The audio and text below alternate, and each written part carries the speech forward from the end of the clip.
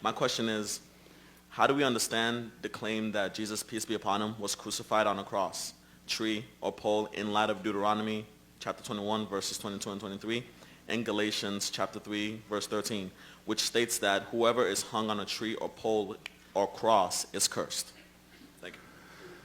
Well, I'd say you're about that close to understanding the gospel, right? Because we know Jesus is righteous according to both the Bible and the Quran. Muhammad in the Hadith said that Satan touches everyone who comes into the world, but he couldn't touch Jesus or his mother. Everyone else, Muhammad, everyone, Satan could touch him, but not Jesus.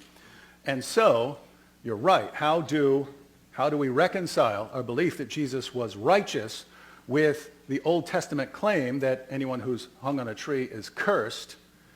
And it seems that we would have to say that Jesus was cursed in spite of being righteous, and that's exactly what the gospel says, right? The one who was without sin became sin for us.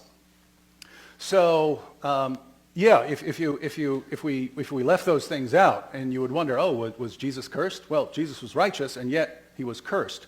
And notice, he was hung on a tree, according to Shabir as well. So he's under a curse, according to both views on the stage tonight. And so if Jesus was under a curse, well, what do we do there? In Christianity, he's under a curse for a reason, right? He's under a curse for a reason because he's becoming a curse for us, right? So that we can be forgiven.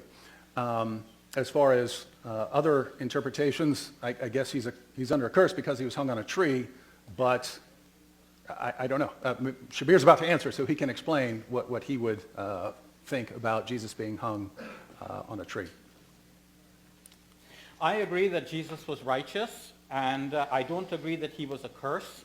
And the Deuteronomy passage actually refers to a person who was hung justly for his crimes. So he's under the curse of God, according to Deuteronomy. Paul misunderstood this, and though Jesus was unjustly hung, Paul said Jesus became a curse, but he's a curse for us. But that is problematic because, as Dr. William Lane Craig asserts, you cannot just simply say that Jesus got up and rose from the dead on his own. God had to raise him from the dead.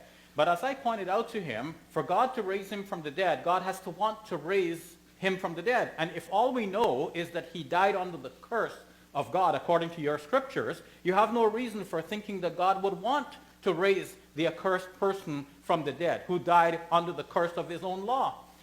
So you have a contradiction here, and it's a major one, and that's another reason for believing that Jesus was not raised from the dead, and it's better to think that he did not die in the first place. Again, thank you guys so much. Appreciate it. Like, share, and subscribe to create awareness. We are also available on Facebook, Google+, Twitter, and Pal Talk.